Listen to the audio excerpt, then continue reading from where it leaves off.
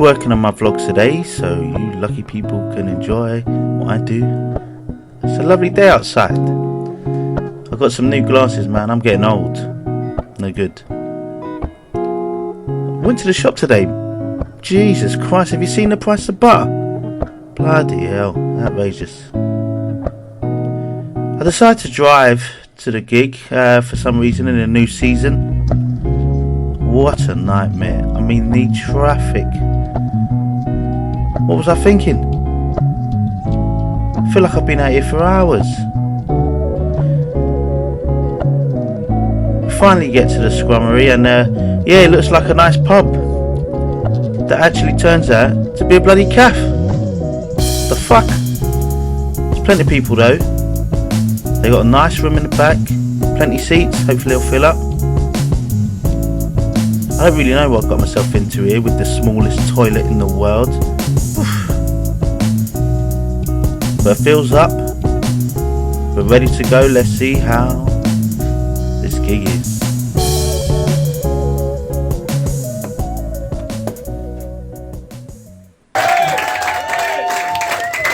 And now I'd like to welcome the amazing Christopher.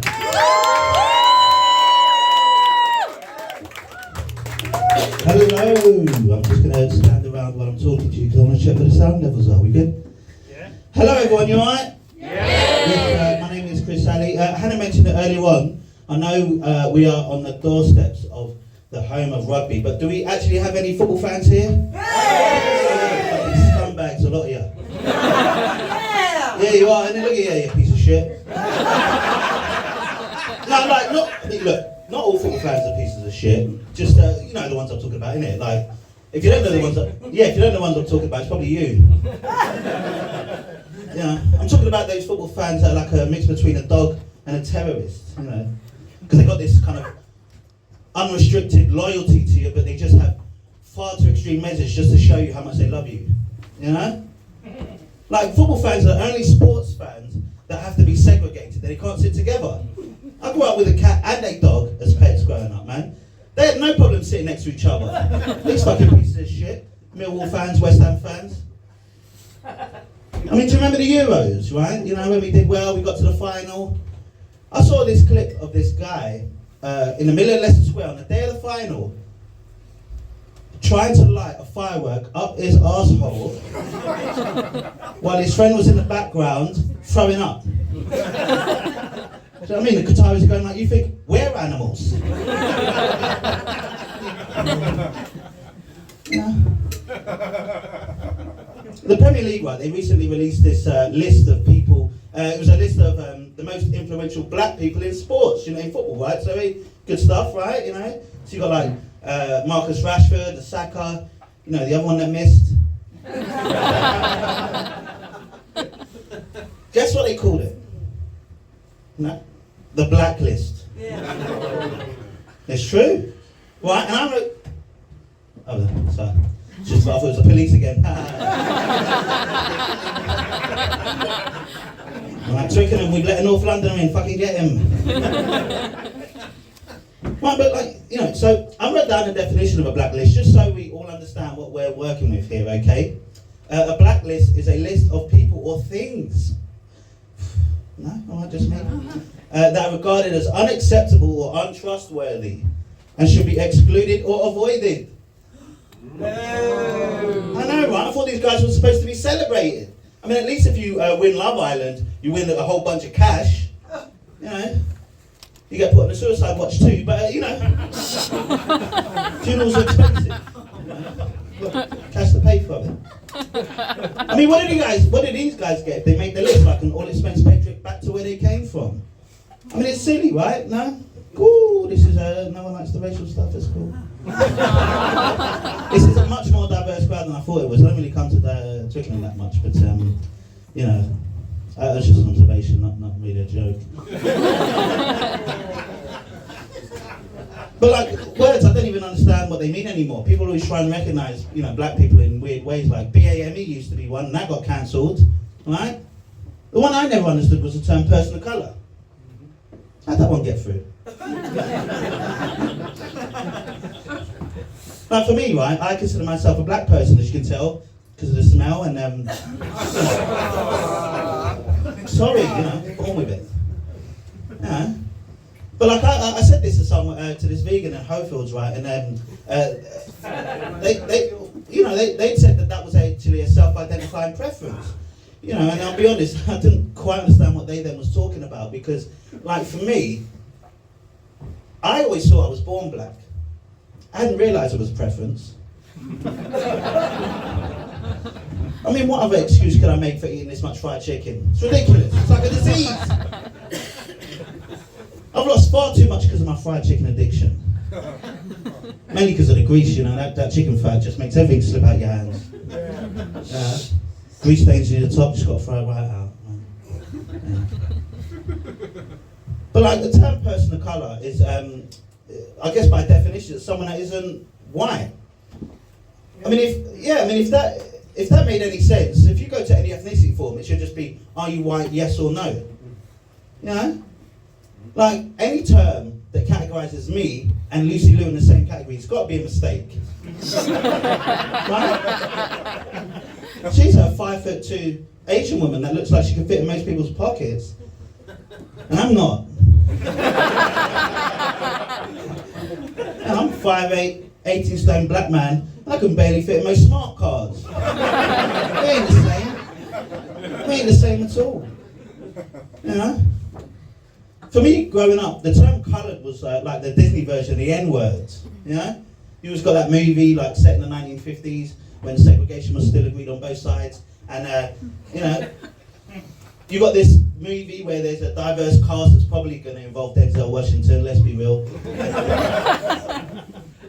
And this little kid, he gets sent to the shop by his mum, and then there's this asshole kind of in the shop who's like, "We don't like your kind, coloured boy." And the boy cries and he goes home to his mum and she's like, "That's okay, baby. People are always going to judge you for your skin colour, but that's alright, because it's what's inside that counts." And for all that hardship he goes through, he goes up to be the president. Oi, happy ending, Unfortunately, this is real life. That colour was orange and it was Trump.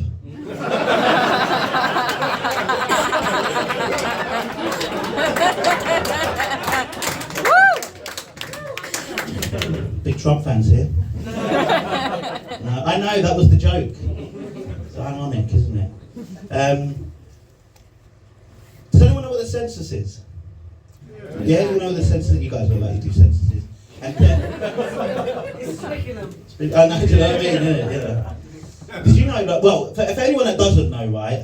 The census is the survey that the government put out every 10 years on behalf of the Illuminati. And got a bunch of round earthers in here, obviously. But I don't like the census, and the reason I don't like the census is because of the options other or prefer not to say. You know what I mean? I'm a black man from North London. I prefer to say. But sometimes there's just no options for you, okay, right? So like in the ethnicity section, I'm half Kenyan, quarter Irish, quarter Bangladeshi. So you know what that means? I'm 100% smelly. Come on, that's two smelly jokes in one. That's not good for me. I smell bad. And I do, I apologise. But there's no option for me. I feel like I'm doing some ethnicity version of Deal or No Deal. The dealer's calling me up, offering me mixed other, and I'm scared because there's still white and Asian still on the board. They've got to take it.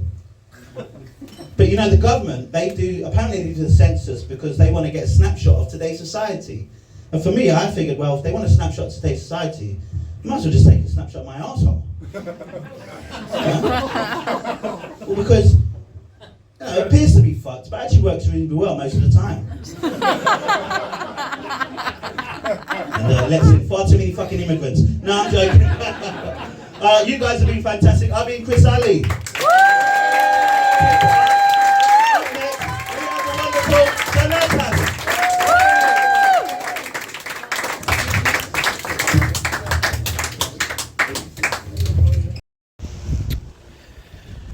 I ran out of battery last night when I got home. It ended up being a late one, so that's why we're here this morning. It was, do you know what, Ryan? It was a really, really fun gig. It was a very bizarre night in some ways. you know, is while driving all the way to Twickenham during a tube strike. I mean, on any given day, coming from North London to Twickenham driving would be a fucking nightmare. But on the way back, going through King's Cross at like 11:30, 11:45, and it was literally like rush hour. Fucking joke. I'm so tired today. I forgot to set my alarm. Anyway, but it was a really fun show actually. Didn't realise, you know, I had no idea what I was going into. Many more comedians that are like fresh off the boat. It seemed very new to the game, so that was quite interesting. I don't think I'd ever seen anyone before. 2 people had actually gigged with my twin brother earlier on this week, so that was an interesting one. But do you know what, right? It was a much needed confidence boost for me, because it's been quite hard the last week or so in trying to bump this shit up and trying to take the bit in different avenues and see where I can go. It was really good to have 8 minutes, because I think I've got 5 minutes of the Blacklist POC bit, which for me, you know, the front end, a couple of jokes hit and miss. That was actually the first time I tried saying it, so I was happy with that, with the band stuff. And yeah,